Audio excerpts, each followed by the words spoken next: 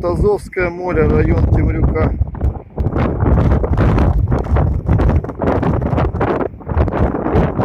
Ветер фугасит.